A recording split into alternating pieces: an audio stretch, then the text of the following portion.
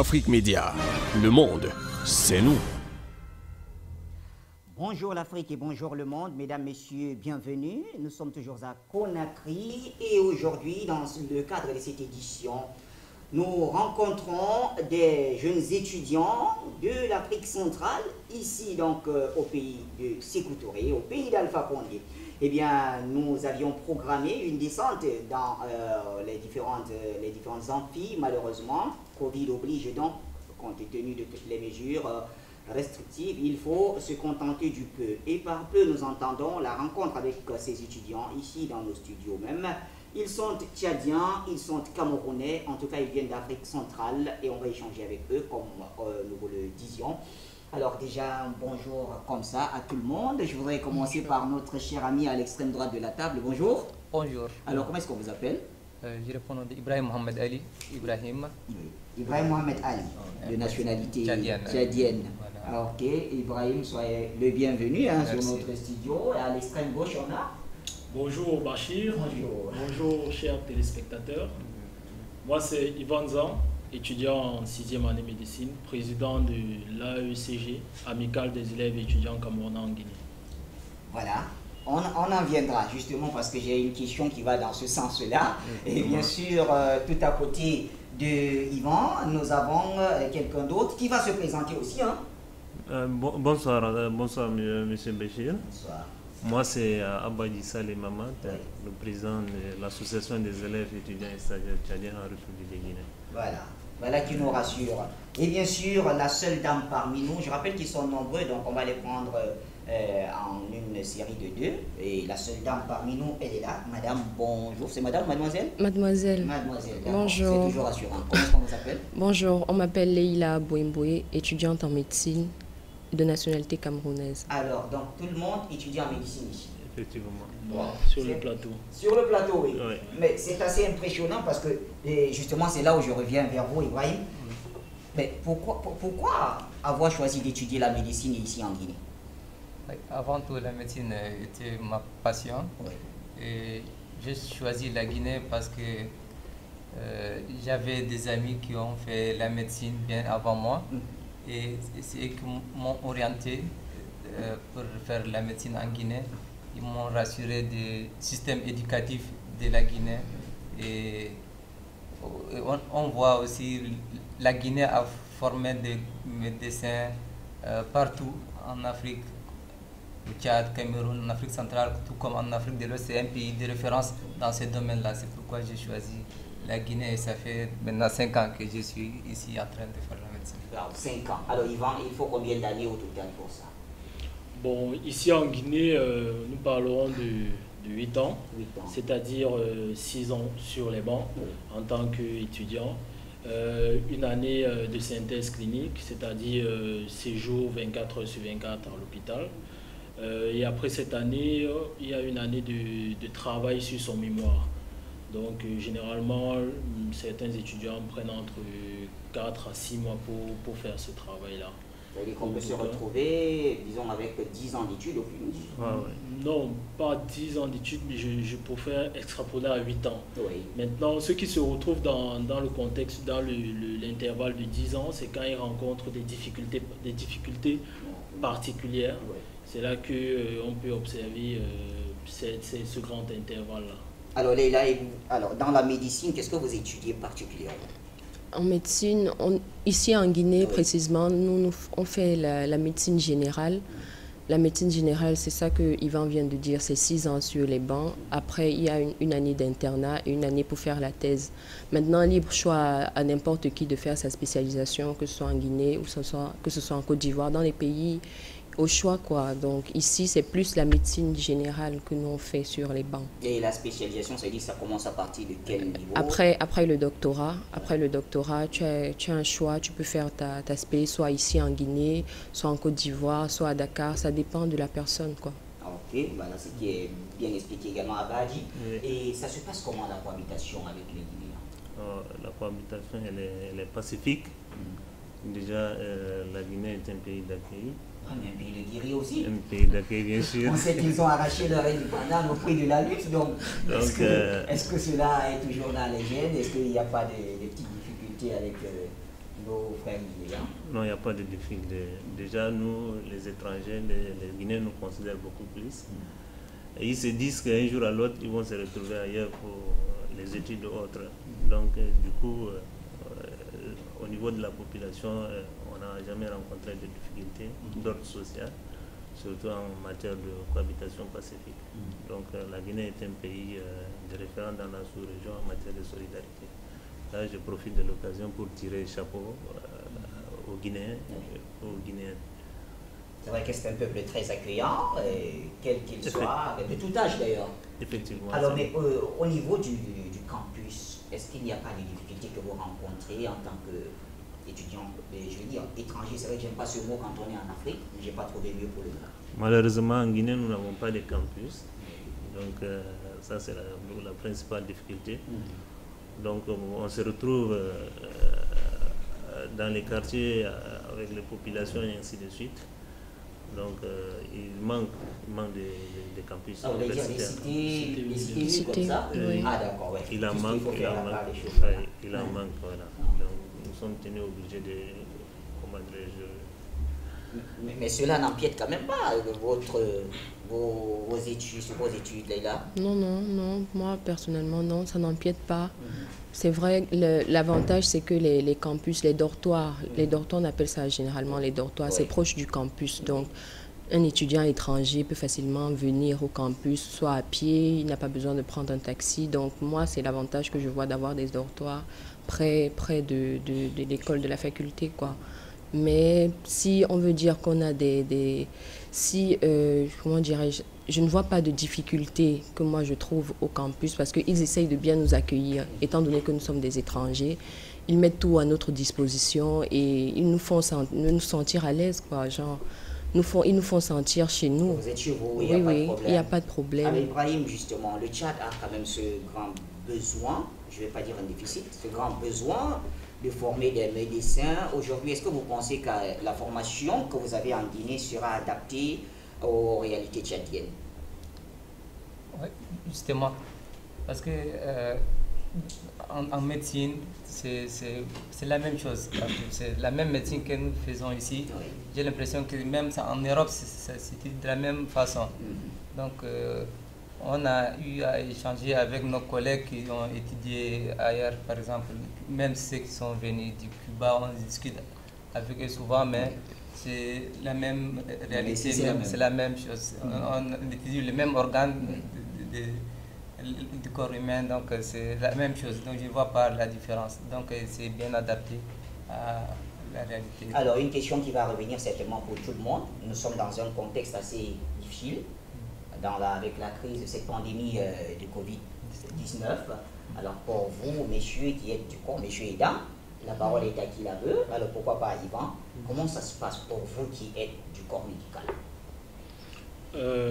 En tant qu'étudiant d'une faculté des sciences, je dois d'abord dire que c'est très difficile dans ce sens que psychologiquement parlant, il y a cette psychose, je vais dire mondiale, qui est aussi une psychose pandémique, si vous me permettez l'expression, qui nous contamine et qui nous affecte.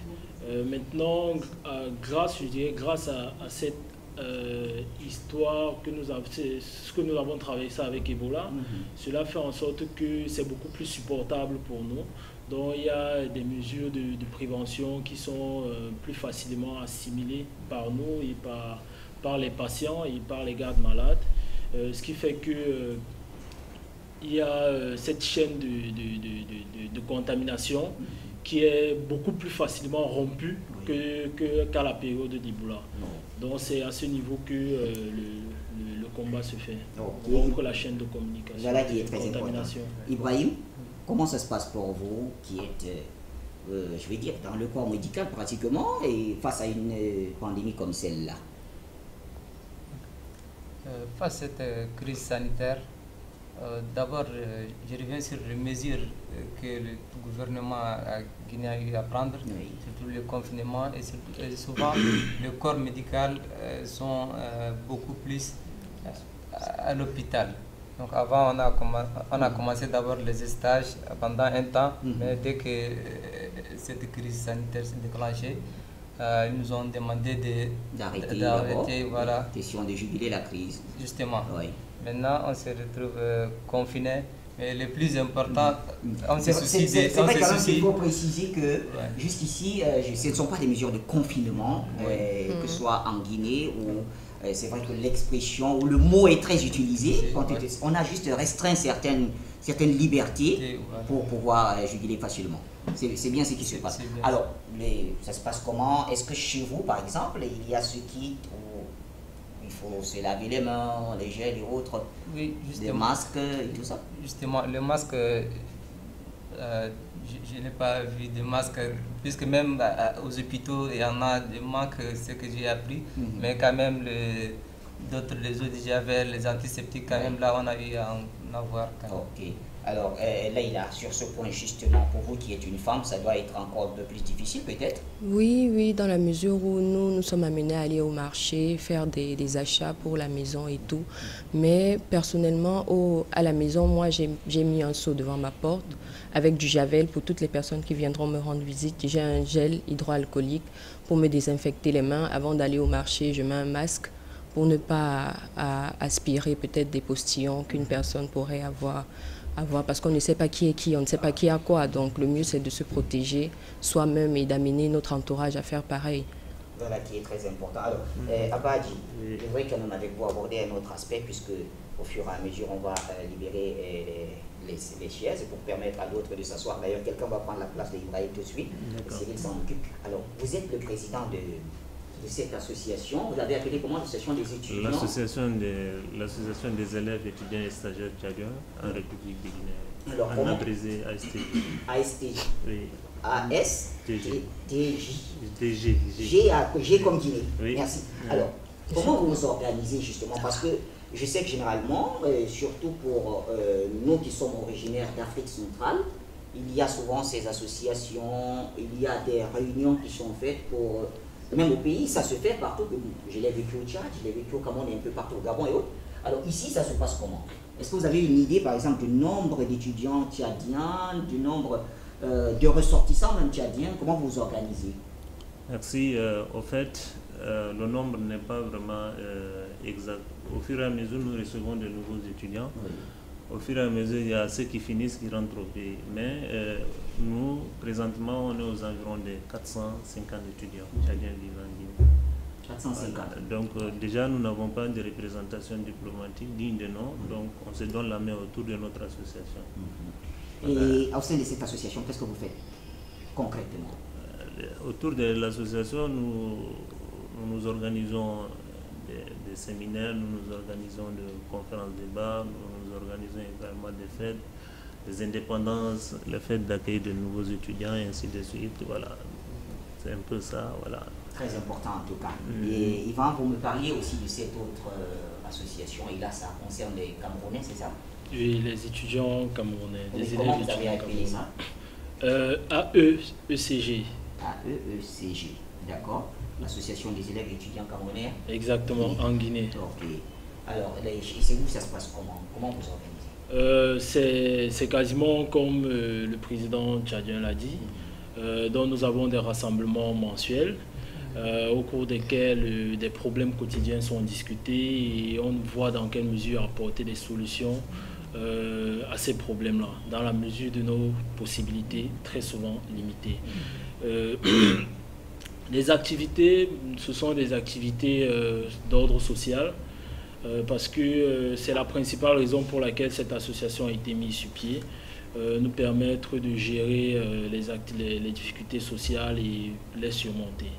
Donc on vient en aide à certains qui sont dans des difficultés. On remercie également la Guinée à travers cette activité qu'on appelle les journées médicales, une campagne de sensibilisation et de distribution gratuite de médicaments.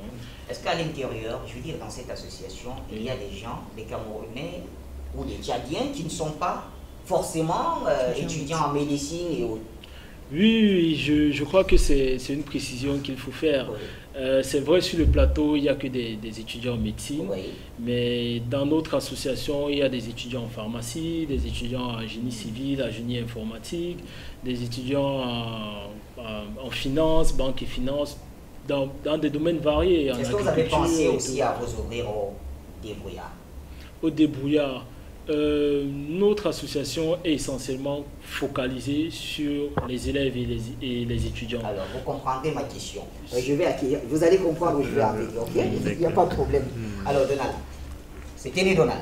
Téné Donald, effectivement. Voilà, merci de nous rejoindre. Alors, vous vous sentez à l'aise quand même sur le plateau? Oui, très bien installé. Et dans le pays?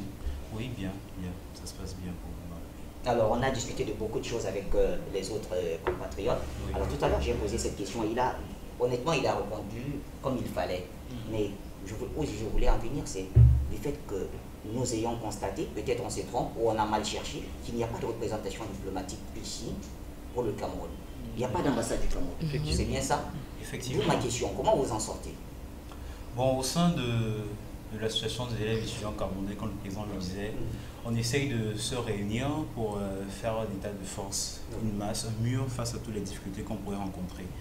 Et ce qui revient à dire que lorsqu'il y a des difficultés que chaque personne rencontre à son niveau, l'information devrait être remontée au plus haut niveau, c'est-à-dire au niveau du bureau exécutif de l'association. Et au cours de l'arrivée de cette information-là, on l'analyse et on arrive à trouver les voies et moyens pour pouvoir pallier au problème ponctuel qui est posé. Voilà. Et maintenant, vu que nous, en tant qu'étudiants et élèves, il y a forcément des limites à notre champ d'action. Tout à fait. Voilà, on peut faire recours à toute personne vive qui pourrait nous venir en aide, autant des aînés, des aînés qui sont à nos côtés très souvent et qui nous soutiennent vraiment dans ce qu'on entreprend. Mais justement, au cas où vous avez besoin des documents officiels, vous faites comment? Parce qu'il me semble quand même que c'est les ambassades ou les consulats qui représentent nos institutions. Effectivement. Sur ce point-là, nous sommes sous la tutelle de l'ambassade de Monrovia du Libéria, l'ambassade du Cameroun qui est située à Monrovia au Libéria. Oui. Et ce qui revient à dire que pour l'établissement de ces différentes pièces administratives officielles, il advient qu'on puisse les contacter et lorsque cela est fait, pour la plupart du temps, jusqu'ici on a des missions qui sont dépêchées pour pouvoir venir faire le recensement des personnes désireuses. Bon, vous savez, il est difficile de faire, de mon avis personnel bien évidemment, il est difficile de faire ces missions-là tous les jours, toutes les semaines, vous conviendrez avec moi. Voilà, donc pour ce faire, il faudrait forcément au préalable qu'on fasse un travail de terrain qui reviendrait à recenser les différentes pièces qui devraient être établies. Et lorsque cela est fait, on leur remonte l'information, ce qui veut dire que lorsqu'ils se déplacent, ils savent déjà pour quel nombre de personnes ils viennent, pour faire quoi, ainsi de suite. Et c'est assez pratique vu la distance et les difficultés qu'on rencontre pour les déplacements. Très important en tout cas. Merci Donald. Alors, nous sommes à présent avec David. David Ngabona. Ça c'est le Tchad. Exactement. Alors, comment vous allez? Ça c'est le sud du Tchad. C'est ça? Oui, exactement. Okay. Alors, c'est moi Bongo. À Bongor. Ah d'accord, vous parlez de Bongor et je vois quelqu'un d'autre que je salue, Dr Yaïbé, qu'on retrouvera d'ailleurs dans quelques instants sur le plateau. Alors comment ça se passe pour vous ici en Guinée? Est-ce qu'il y a des difficultés que vous éprouvez en tant que Tchadien, dans la mesure où malheureusement le Tchad aussi, peut-être on se trompe, n'a pas d'ambassade ici?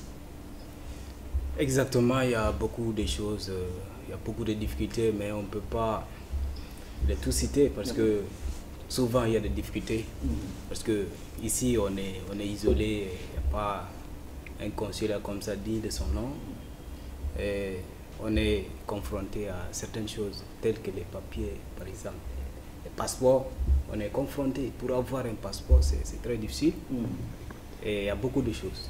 Alors vous imaginez si aujourd'hui en Guinée on dit qu'il faille que les ressortissants étrangers repartent et qu'il faut prendre attache avec les différentes représentations diplomatiques, il va vous falloir allier soit à Monrovia, il y a aussi l'ambassade du Tchad à Monrovia?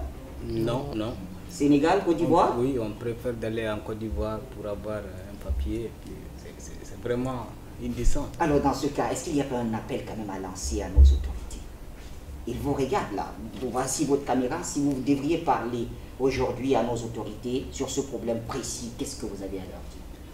Vraiment, c'est une très belle question. Je vous remercie d'abord avant tout. Alors ici, c'est une question d'une négociation diplomatique. Donc, à ce niveau, le Tchad a une relation forte avec la Guinée. Tout à fait. Et c'est très simple d'avoir un consulat ou bien une ambassade ici en Guinée. Mais nous, on peut pas, mais alors, on peut. ne soyez pas hésitants, faites comme moi, regardez. Moi, je regarde cette caméra. Oui. Je regarde cette caméra et je dis, Monsieur le Président de la République du Tchad, Monsieur le Président du Cameroun, nous avons rencontré des étudiants camerounais et tchadiens ici qui éprouvent beaucoup de difficultés sur le plan de leurs études du fait de n'avoir pas de représentation diplomatique ici. Excellence, Monsieur le Président, au nom des relations qu'il y a entre vous et la Guinée, des relations historiques, faites quelque chose pour ces étudiants. Et le message est passé. Ils auront compris. Permettez-nous d'accueillir donc également le Talon Eman. Bonjour. Merci, bonjour Bachi, bonjour à tous les téléspectateurs. Je suis Eman Talon en fin de cycle, en 8e année médecine, dont je travaille sur mon mémoire. Ah, bientôt on va recevoir vos injections. Ouais, là. Alors, Talon, nous parlons donc de ce pays, la Guinée, un pays très accueillant. Mais pour vous qui êtes Camerounais, j'ai l'impression que vous avez un traitement de faveur. Je vous dis pourquoi. Parce qu'il y a tout un quartier qui s'appelle Cameroun. Il y a, je crois, un cimetière. Le grand cimetière qui s'appelle Cameroun. On a rencontré des autorités qui nous ont dit qu'il y avait une relation particulière avec le Cameroun. Alors, qu'est-ce que ça vous fait de savoir ça?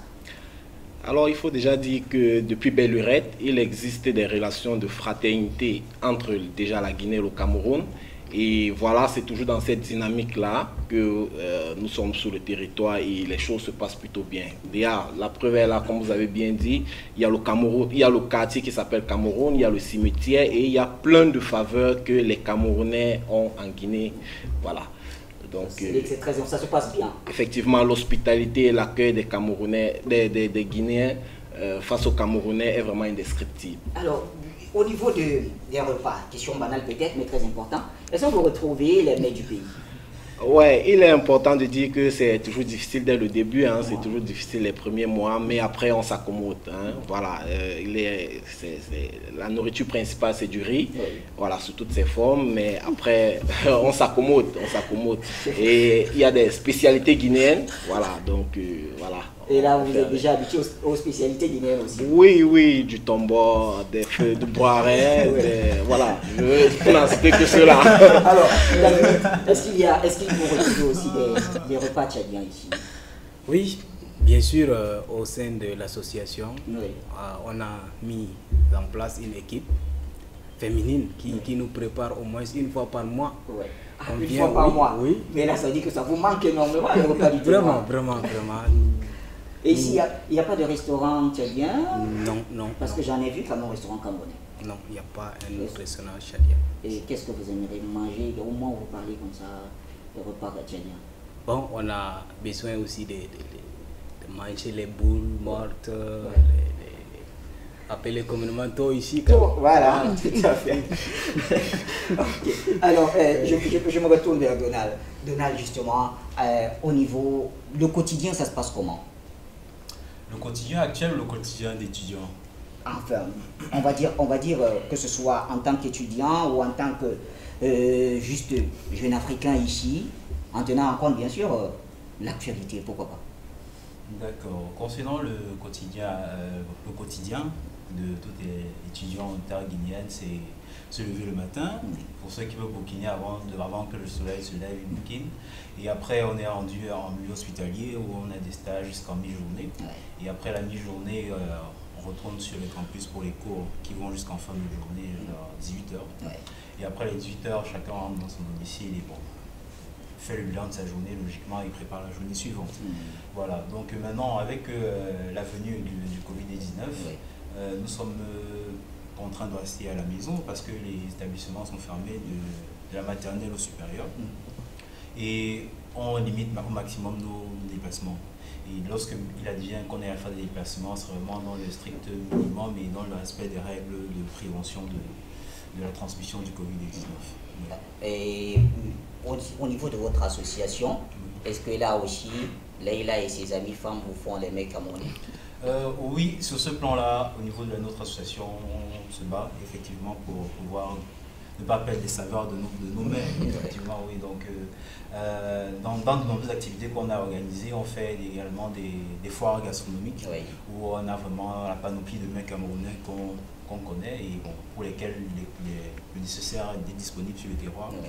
Et certaines personnes aussi par affinité, c'est-à-dire si je veux manger un bon petit plat, il faut rapprocher, là je la flatte un peu, et après me faire le repas. Donc en fait c'est un peu comme ça sur le plan culinaire qu'on essaye de se battre en Guinée. Voilà.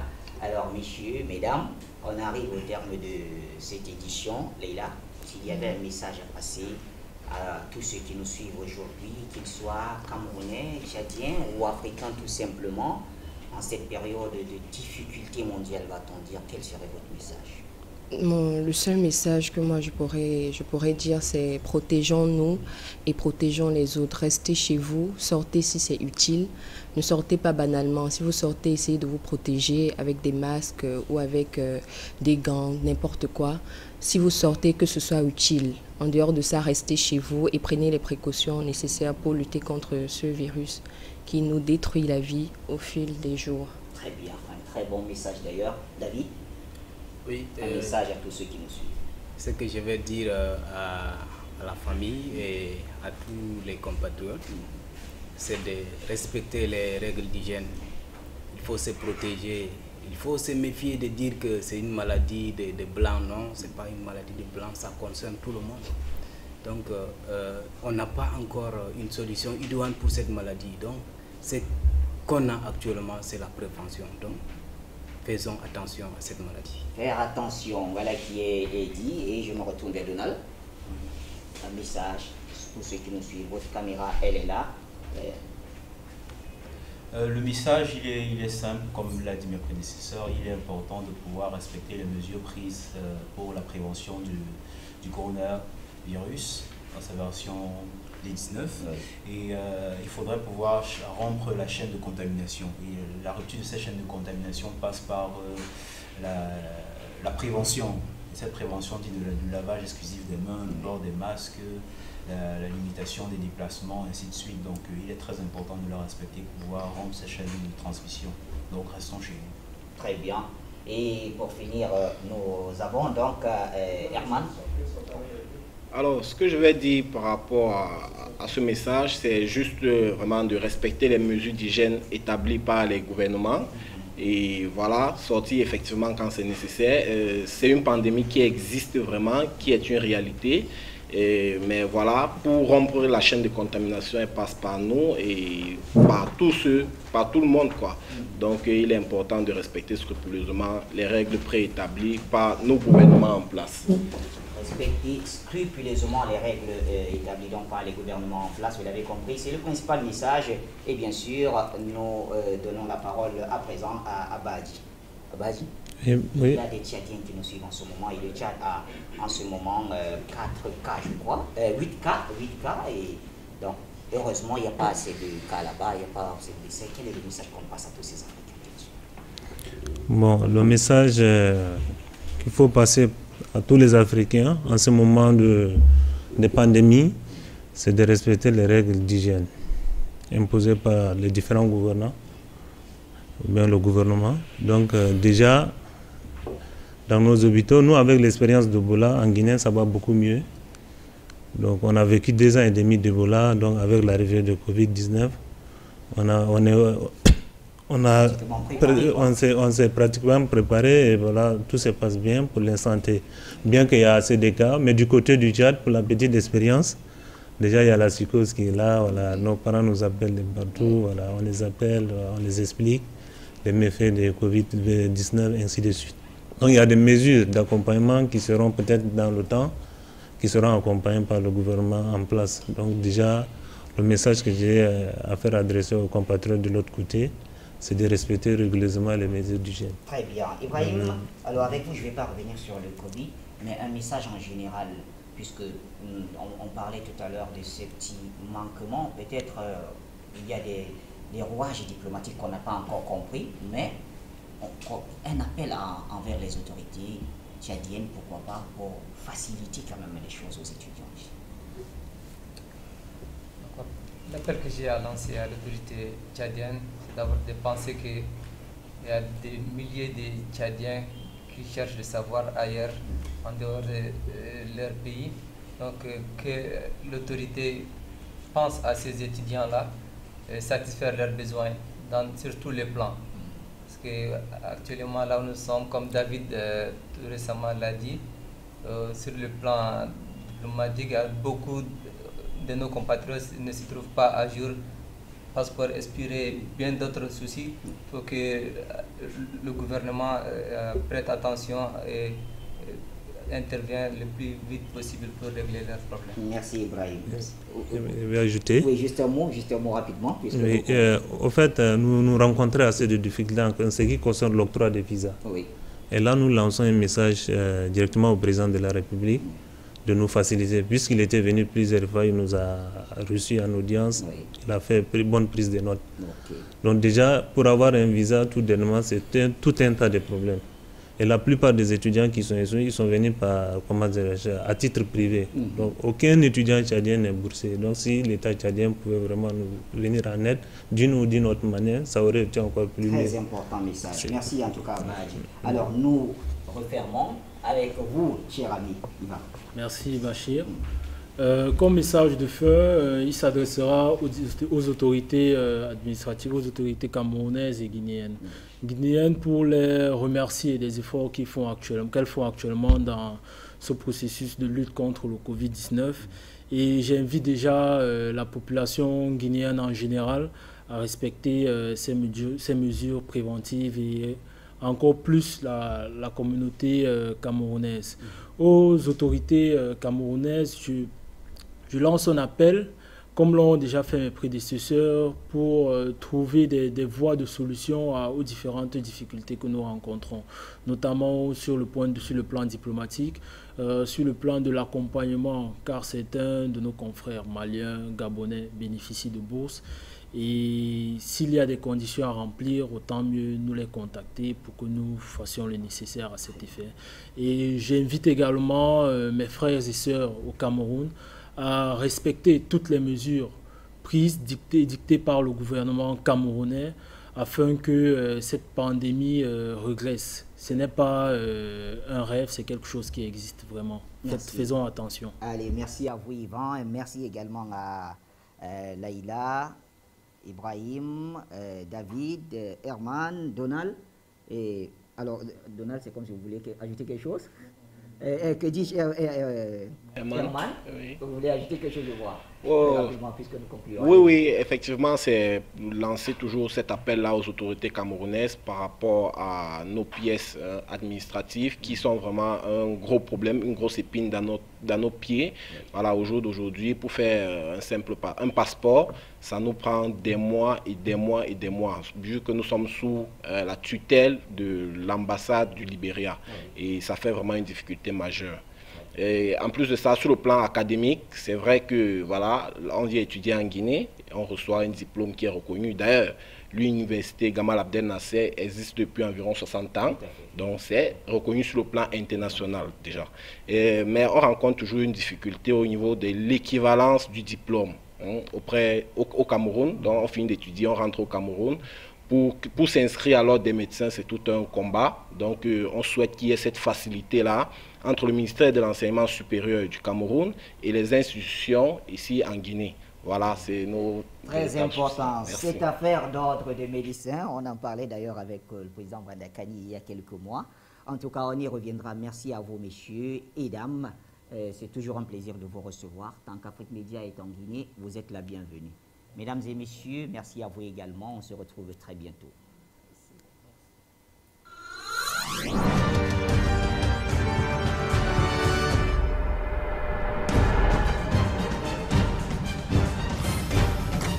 Afrique Média, le monde, c'est nous.